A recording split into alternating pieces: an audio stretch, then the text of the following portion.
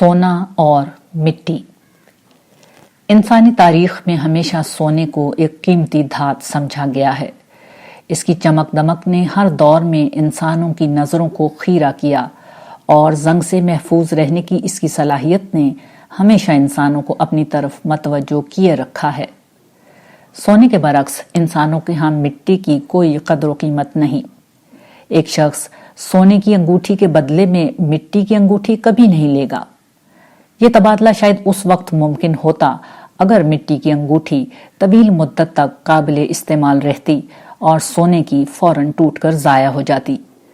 मगर सब जानते हैं कि मिट्टी की अंगूठी अगर बनाई जाए तो थोड़े ही इस्तेमाल के बाद टूट जाएगी और सोने की अंगूठी तवील मुद्दत तक काबिले इस्तेमाल रहती है।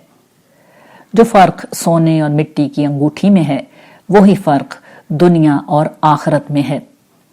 आखिरत सोने से ज़्यादा कीमती और दिलकश है और दुनिया इसके मुकाबले में मिट्टी से भी कम है। बात अगर इतनी होती तब भी आखिरत इस काबिल थी कि दुनिया के मुकाबले में उसे तरजीह दी जाती। मगर इससे बड़ी और तल्ख हकीकत यह है कि दुनिया और इसकी ज़िंदगी मुख्तसर और फ़ानी है, जबकि आखिरत सोने से ज़्यादा कीमती होने के बावजूद हमेशा बाकी रहने वाली है। इसलिए कोई माकूल आदमी कभी दुनिया के इवज़ अपनी आखिरत को गंवाने की हिमाकत नहीं कर सकता।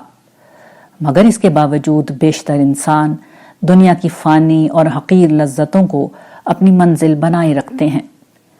इसका सबब यह है कि अपनी ज़िंदगी आंख ओझल पहाड़ ओझल के उसूल पर गुजारते हैं, यानी दुनिया का हकीर नफा सामने और आखिरत की आला नेमतें निगाहों से ओझल होकर गैर अहम बन जाती हैं। ताहम जो शख्स ईमान की बीनाई पैदा कर ले वो कभी सोना देकर मिट्टी नहीं लेगा। वो कभी आखिरत की कीमत पर दुनिया को कबूल नहीं करेगा। वो कभी फानी दुनिया के लिए अबदी आखिरत का नुकसान नहीं उठाएगा। माचिस। इस दुनिया में हवा और पानी की तरह आग भी इंसानों की बुनियादी ज़रूरियात में से है। अपने जिस्म को गर्म रखने से लेकर खाना पकाने और रोशनी के हुसूल जैसी अहम तरीन ज़रूरियात इसी आग पर मुनहसर हैं। ज़माने कदीम ही से सूरज इस आग का बुनियादी ज़रिया था।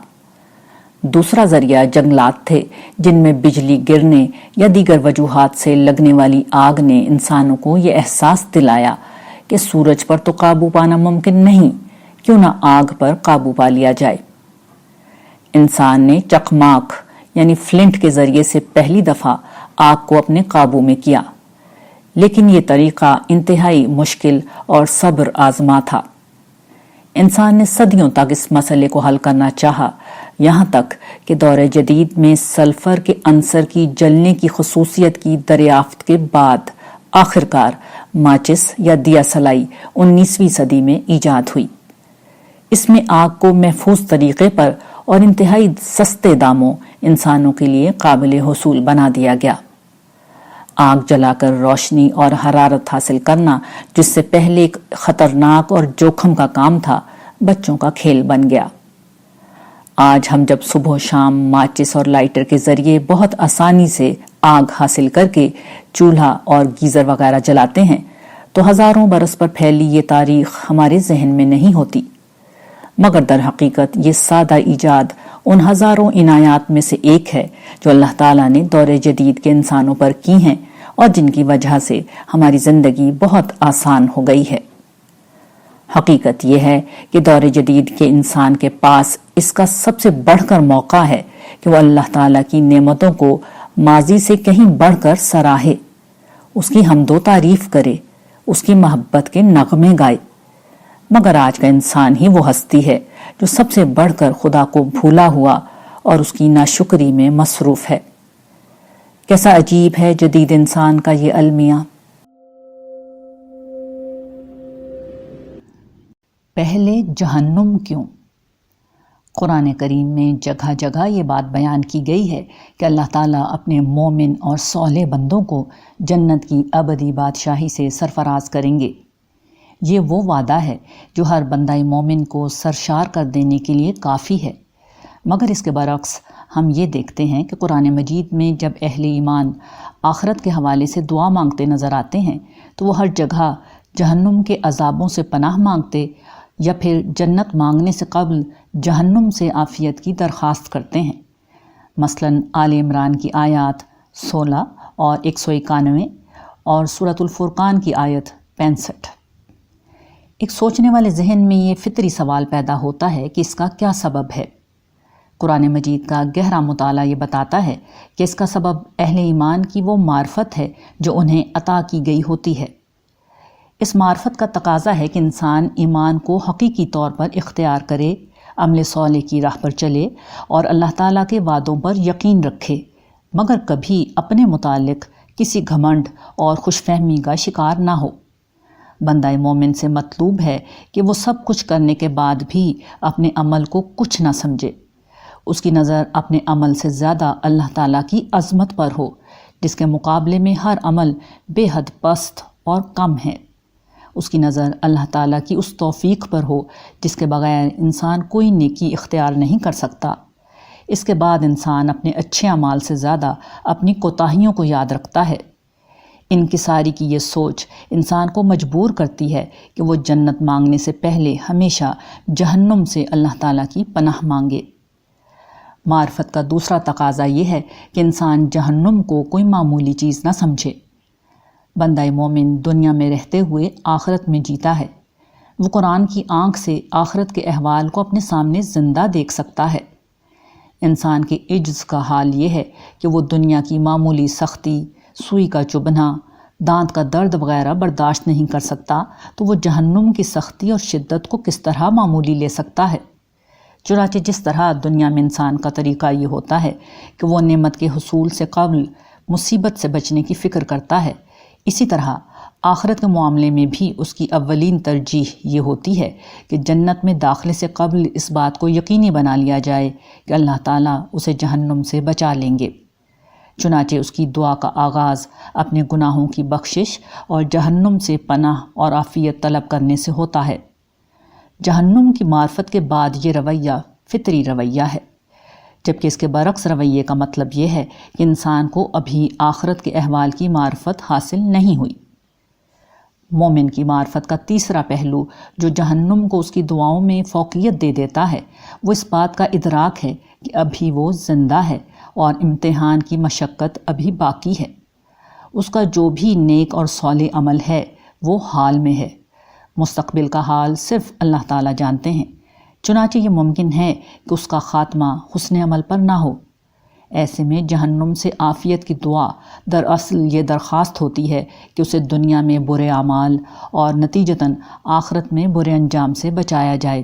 صرف جنت مانگنے کے بجائے صرف جہنم کی پناہ مانگنے کا ایک پہلو یہ بھی ہے کہ آخرت میں انسان کو اگر جہنم سے بچا لیا گیا تو لازماً اسے جنت میں داخل کیا جائے گا، جبکہ جنت میں داخل ہونے والے کچھ لوگ ایسے بھی ہوں گے جو اپنے برے اعمال کی بنا پر میدان حشر کی سختیاں اور جہنم کے عذاب بھگت کر جنت میں داخل ہوں گے۔ چنانچہ جہنم اور اللہ کی پکڑ سے پناہ مانگنا گویا اس چیز کو یقینی بنانا ہے کہ اللہ تعالیٰ انسان کو براہ راست جنت میں داخل فرمائیں۔ خلاصہ یہ کہ انسان ایک انتہائی کمزور مخلوق ہے، جبکہ جہنم بدترین عذاب کی جگہ ہے۔ ایسے میں عقل مندی یہی ہے کہ جنت مانگنے سے پہلے ہمیشہ جہنم سے اللہ کی پناہ مانگی جائے۔ قیامت کی تباہی۔ قرآن کریم کا مطالعہ یہ بتاتا ہے کہ یہ دنیا اور اس کے باسی بہت جلد ایک عظیم حادثے سے دوچار ہونے والے ہیں۔ یہ حادثہ قیامت کا وہ زلزلہ ہے جو زمین پر ناقابل تصور تباہی برپا کرے گا۔ جس حادثے کے نتیجے میں ہمالیہ جیسے بلند پہاڑ روئی کے گالوں کی طرح فضا میں اڑتے پھریں، اندازہ کیا جا سکتا ہے کہ اس کی شدت کیا ہوگی اور اس کے نتیجے میں انسانوں پر کیا گزرے گی۔ قرآن کریم کے ایک طالب علم کے سامنے یہ سوال پیدا ہوتا ہے کہ انسانیت کی موت اس ہولناک طریقے پر کیوں واقع ہوگی؟ زندگی کی بساط لپیٹنے کا کوئی آسان طریقہ بھی اختیار کیا جا سکتا تھا۔ اصل بات یہ ہے کہ انسان کو اس دنیا میں اللہ کی بندگی کے لیے پیدا کیا گیا تھا، مگر لوگ اللہ کے بجائے دوسروں کی بندگی میں لگ گئے۔ پوری انسانی تاریخ میں بتوں کی پرستش کی جاتی رہی ہے، اور آج تاریخ کے اختتام پر انسان نے اپنی خواہش نفس کو معبود بنا لیا ہے۔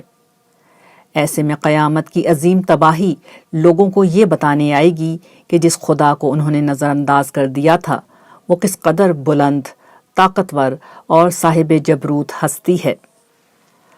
عقل کا تقاضا تھا کہ عظیم سمندروں کے خالق کے آگے جھکا جائے، لوگ نہ جھکے، سو اب سمندر خود ابل کر اس کی گواہی دیں گے۔ فطرت کا تقاضا تھا کہ بلند پہاڑوں کے مالک کے سامنے سرنگوں ہوا جائے، انسان نہ ہوا۔ اب پہاڑ ریزہ ریزہ ہو کر خدا کی عظمت کا ثبوت دیں گے۔ پیغمبروں کی تعلیم تھی کہ ساری مخلوق کے رب کو اپنی توجہ کا تنہا مرکز بنایا جائے۔ ابن آدم نے اس تعلیم کو بھلا دیا۔ اب مخلوق کی مکمل تباہی اسے رب کی بڑائی کا احساس دلائے گی۔ جو لوگ عقل، فطرت اور نبیوں کا پیغام نہ سمجھ سکے، قیامت ان اندھے، بہرے اور غافل لوگوں کو خدا کا تعارف کرائے گی۔ اور اس میں کیا شک ہے کہ ایسے اندھے اور بہروں کو جھنجھوڑنے کے لیے قیامت جیسی تباہی ہی کی ضرورت ہے۔ بلاوا اور پیغام۔ جسٹس مشیر عالم سپریم کورٹ کے جج ہیں۔ پچھلے دنوں ان کی عدالت میں کیس کی سماعت کے دوران بڑا عبرتناک واقعہ پیش آیا جو ان کے دوست ڈاکٹر مظہر صاحب نے ہمیں سنایا۔ یہ کیس کسی سرکاری ملازم کا تھا جسے اس کی مدت ملازمت سے قبل ہی ریٹائر کر دیا گیا تھا۔ ان صاحب نے عدالت میں مقدمہ دائر کر دیا۔ مقدمے کی سماعت کے دوران میں جسٹس مشیر عالم نے مدعی سے سوال کیا کہ ان کی ریٹائرمنٹ میں کتنا عرصہ باقی ہے۔ مدعی نے جواب دیا کہ اس کی ریٹائرمنٹ میں ابھی 2 برس باقی ہیں۔ یہ الفاظ مدعی نے ادا کیے ہی تھے کہ وہ زمین پر گرے اور ہارٹ اٹیک کے نتیجے میں دنیا سے رخصت ہو گئے۔ موت اس دنیا کی سب سے بڑی حقیقت ہے، مگر انسان اس موت کو نظر انداز کر کے جیتا ہے۔ وہ اپنی زندگی میں ہر چیز کا منصوبہ بناتا ہے سوائے موت کے بعد شروع ہونے والی زندگی کے۔ وہ زندگی میں ہر چیز کے لیے لڑتا ہے سوائے موت کے بعد کی کامیابی کے لیے۔ شادی، بچے، تعلیم، گھر، ملازمت، کاروبار، ان میں سے ہر چیز زندگی بھر انسانی توجہ کا مرکز بنی رہتی ہے۔ انسان عین موت کے کنارے کھڑے ہو کر بھی زندگی کو دیکھتا رہتا ہے، یہاں تک کہ موت کا فرشتہ خاموشی سے اس کے دروازے پر دستک دیتا اور جواب کا انتظار کیے بغیر مکان دل میں داخل ہو جاتا ہے، اور پھر مکین کی جان کو اس کی مرضی دریافت کیے بغیر اپنے ساتھ لے جاتا ہے۔ انسان سوچ بھی نہیں پاتا کہ نقد جاں ایک روز اچانک اتنی خاموشی سے مٹی میں مل جائے گی۔ اچانک آنے والی موت میں مرنے والے کے لیے بلاوا ہوتا ہے، مگر اس میں زندوں کے لیے بھی ایک زندہ پیغام ہوتا ہے، وہ یہ کہ تم بھی موت کی تیاری کر لو، یہ اسے اچانک آئی ہے اور تمہیں مطلع کر کے آ رہی ہے، سو خدا سے ملنے کی تیاری کر لو، حیات ابدی کے سامان کی تیاری کر لو۔ ملیکم مقتدر۔ بادشاہ کا نام انسانی دنیا میں قوت، طاقت، دولت اور عظمت کا سب سے بڑا نشان رہا ہے۔ آج کے جمہوری دور میں بادشاہوں کے اختیارات تو کچھ کم ہوئے ہیں، لیکن باقی حیثیتوں میں آج بھی وہ معاشرے کے اعلیٰ ترین لوگ سمجھے جاتے ہیں۔ تاہم آج کے نسبتاً کم اختیار رکھنے والے بادشاہ ہوں یا ماضی کے مختار کل قسم کے بادشاہ، تمام بادشاہ اپنے اقتدار کی عظمت کے باوجود انگنت قسم کی محتاجی کا شکار تھے۔ موت، بیماری، دوسروں پر انحصار، بغاوت کا خوف وغیرہ جیسی چیزوں سے لے کر بھوک، پیاس اور نیند تک کچھ بھی ان کے قبضہ قدرت میں نہ تھا۔ لیکن اس دنیا میں ایک بادشاہ اور ہے جو اپنے آپ کو ملیک مقتدر کہتا ہے، یعنی وہ صاحب اقتدار بادشاہ جو ہر چیز پر قدرت رکھتا ہے، جو موت و بیماری سے بلند اور نیند اور اونگ سے پاک ہے، جسے بغاوت کا اندیشہ ہے اور نہ بھوک کا۔ وہ کسی کا محتاج نہیں بلکہ ہر وجود اسی کا محتاج ہے۔ عجیب بات ہے کہ دنیا میں لوگوں کو ہر فانی اور محتاج بادشاہ کی عظمت نظر آ جاتی ہے، مگر الحی القیوم کی عظمت دیکھنے والی آنکھیں بہت کم ہیں۔ بادشاہوں سے خوف و طمع رکھنے والے بہت ہیں، مگر خدا ذوالجلال سے امید و اندیشہ رکھنے والے بہت کم ہیں۔ اس کی وجہ صرف یہ ہے کہ وہ صاحب اقتدار بادشاہ سب کچھ ہے، بس پیشانی کی آنکھوں سے نظر نہیں آتا۔ لیکن وہ انسان ہی کیا جو آنکھوں کی بصارت سے ہر چیز دیکھے۔ انسان تو وہ ہے جو عقل کی بصیرت سے حقائق کو پہچان لے۔ ملیک مقتدر ایسے ہی انسانوں کی تلاش میں ہے جو غیب میں رہتے ہوئے خدا کو پہچان لیں، جو اس کی عظمت کے آثار دیکھ کر اس کی حمد، تسبیح اور تعریف کر سکیں، جن کی زبان اس کے ذکر اور جن کا دل اس کی یاد میں مشغول رہے، جو خالق کے لیے سراپائی عبادت اور خلق کے لیے سراپائی رحمت و شفقت ہوں۔ یہی وہ لوگ ہیں جن کو ملیک مقتدر عنقریب اپنے جیسا خود مختار صاحب اقتدار بادشاہ بنا دے گا، کبھی نہ ختم ہونے والی جنت میں۔ کرم والا اور دل والے۔ سوال بہت سادہ تھا۔ اگر آپ کو کوئی شخص گالیاں دیتا رہا ہو تو کیا آپ کسی موقع پر اس شخص کی مدد کرنا گوارا کریں گے؟ حاضرین مجلس نے بلا توقف جواب دیا، یہ بہت مشکل ہے، ہم کسی ایسے شخص کی مدد نہیں کریں گے جو ہمیں گالیاں دیتا ہو۔ آپ نے ٹھیک کہا کہ ہم ایسا نہیں کرتے، عارف نے لوگوں کی تائید میں سر ہلا کر کہا۔ مگر ایک ہستی ہے جو انتہائی حقیر اور پست لوگوں سے صبح و شام گالیاں بھی سنتی ہے اور ان کی دادرسی بھی کرتی رہتی ہے۔ عارف نے سلسلہ کلام جاری رکھتے ہوئے کہا، یہ اللہ تعالیٰ کی بلند ترین ہستی ہے۔ ایک صحیح حدیث میں اللہ تعالیٰ فرماتے ہیں کہ ابن آدم مجھے گالی دیتا ہے، اور اس کا گالی دینا یہ ہے کہ وہ کہتا ہے کہ اللہ نے اولاد اختیار کی ہے۔ اس حدیث قدسی کے مطابق شرک اللہ تعالیٰ کو گالی دینے کے مترادف ہے۔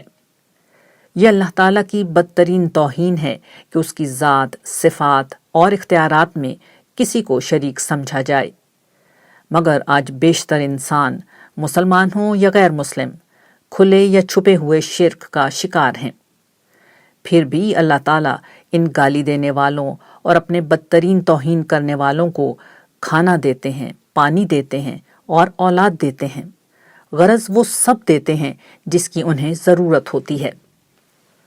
لمحے بھر کے توقف کے بعد عارف نے لوگوں سے دریافت کیا، جو کریم گالی دینے والوں کے ساتھ ایسا ہے، آپ بتائیے وہ وفاداروں کے ساتھ کیسا ہوگا؟ سوال یہ بھی واضح تھا، مگر اس سوال کا اہل مجلس کی طرف سے کوئی جواب نہیں آیا۔ ایسے سوالوں کا دل والے زبان سے جواب نہیں دیا کرتے۔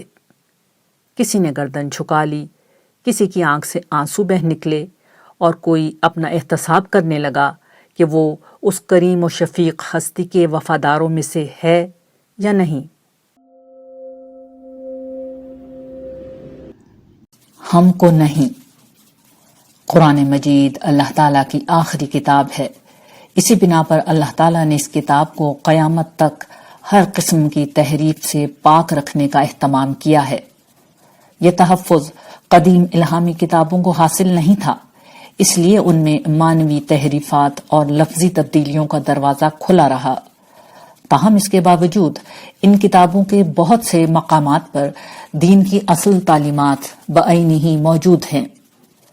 بعض اوقات تو ان کے الفاظ بھی وہی ہیں جو قرآن کریم میں آئے ہیں۔ مثلا سورہ اعراف میں بت پرستی پر تنقید کرتے ہوئے جو کچھ اللہ تعالیٰ نے فرمایا ہے اسے ملاحظہ کیجیے۔ کیسے نادان ہیں یہ لوگ کہ ان کو خدا کا شریک ٹھہراتے ہیں جو کسی چیز کو بھی پیدا نہیں کرتے، बल्कि खुद पैदा किए जाते हैं, जो ना इनकी मदद कर सकते हैं, न आप अपनी मदद पर कादिर हैं। अगर तुम इन्हें सीधी राह पर आने की दावत दो तो वो तुम्हारे पीछे ना आए। तुम खाने पुकारो या खामोश रहो, दोनों सूरतों में तुम्हारे लिए यकसां ही रहे। तुम लोग खुदा को छोड़कर जिन लोगों को पुकारते हो वो तो महज बंदे हैं, जैसे तुम बंदे हो। इनसे दुआएं मांग कर देखो, ये तुम्हारी दुआओं का जवाब दें अगर इनके बारे में तुम्हारे ख्यालात सही हैं। क्या ये पांव रखते हैं कि उनसे चलें? क्या ये हाथ रखते हैं कि उनसे पकड़ें? क्या ये आंखें रखते हैं कि उनसे देखें? क्या ये कान रखते हैं कि उनसे सुने? सूरह एराफ। यही मजमून ज़बूर में जिन अल्फाज में बयान हुआ है, अब उसे मुलाहिजा कीजिए। इनके बुत चांदी और सोना हैं, यानी आदमी की दस्तकारी। उनके मुंह हैं पर वो बोलते नहीं, आंखें हैं पर वो देखते नहीं, उनके कान हैं पर वो सुनते नहीं, नाक है पर वो सूंघते नहीं, उनके हाथ हैं पर वो छूते नहीं, और उनके गले से आवाज नहीं निकलती। उनके बनाने वाले उन्हीं की मानिंद हो जाएंगे, बल्कि सब जो इन पर भरोसा रखते हैं। ज़बूर। ज़बूर की जिस हम्द का हवाला हमने दिया है, उसका आगाज भी बड़ा बेमिसल है।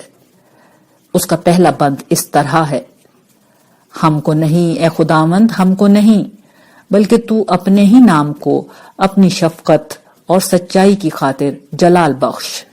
ज़बूर के ये अल्फाज एक मुखलिस दाई हक के दिल से निकलने वाले सच्चे तरीन अल्फाज हैं। उसके जज्बात की तर्जुमानी के लिए इससे ज्यादा मौजू अल्फाज मिलना मुश्किल है। बंदा मोमिन की असल दिलचस्पी सिर्फ और सिर्फ अल्लाह ताला के साथ होती है।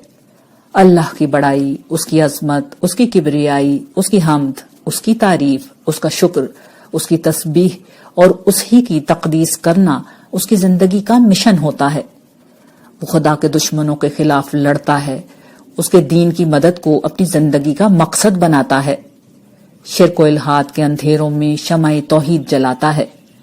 बुत परस्ती और दुनिया परस्ती के दौर में खुदा परस्ती का अलम उठाता है, शैतान और उसके लश्करों के सामने सीना सिपर हो जाता है। इस राह में वो हर मशक्कत झेलता और हर तकलीफ उठाता है, हर मलामत सुनता और हर इज़ा सहता है, हर दुश्मन हक से मुकाबला करता और हर मैदान में लड़ता है। लेकिन इस सारी सयोजहद का मकसूद सिर्फ एक होता है, वो ये कि जिस रब से उसे सबसे ज्यादा मोहब्बत है, उसकी किबरियाई का परचम हर चोटी पर गाड़ दिया जाए। जिस खुदा ने इंसान को सब कुछ दिया है, इंसान उस खुदा का शुक्रगुजार बन जाए। जिस खुदा के हाथ में दुनिया व आखिरत का हर नफा व जरर है, लोग उसी खुदा की इबादत करें और उसी के सामने दस्ते सवाल दराज करें। दाई हक की दिलचस्पी कभी इस बात से नहीं होती कि उसकी सताइश हो और लोगों से उसे कोई सिला मिले। उसके लिए इस बात की कोई अहमियत नहीं होती कि लोग उसे अच्छा कहें या लानत व मलामत का हदफ बनाएं। अपनी जात की सरबलंदी, अपने मफादात का हुसूल, अपने असलाफ की अजमत और अपनी कौम के लिए कोई तासुब, ये उसके मसाइल नहीं होते। अपना फिरका, अपना मसलक, अपने अकाबरीन, अपनी जमात की किस्म के अल्फाज उसकी लुगत में नहीं होते। मुकल्लिदीन और मुरीदों से अपनी अजमत के तराने पढ़वाना, अपने नाम के साथ दर्जन भर अलकाब लगवाना, अपने पैरोकारों पर अपनी अजमत और बुजुर्गी का सिक्का बिठाना, अपनी करामात, अपने इल्म, अपनी जहानत और खिताबत का ढंडोरा पिटवाना कभी उसके पेशे नजर नहीं होता। वो आरिफ बिल्लाह होता है, जानता है कि वो सिर्फ खाक है, वो सिर्फ राख है।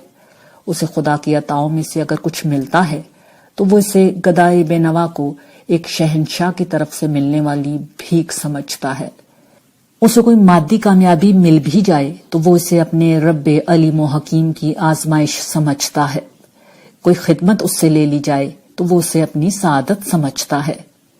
यही दाई हक होता है और सिर्फ यही दाई हक होता है। इन एहसासात से हटकर जो लोग खुदा के नाम पर खड़े होते हैं, वो खुदा की नजर में किसी मस्खरे से बढ़कर नहीं होते। ये मस्खरे جلد یا بدیر اپنے انجام کو پہنچ کر رہتے ہیں۔ رہے سچے داعی حق تو ان کی صدا ایک ہی ہوتی ہے، ہم کو نہیں اے خداوند، ہم کو نہیں، بلکہ تو اپنے ہی نام کو اپنی شفقت اور سچائی کی خاطر جلال بخش۔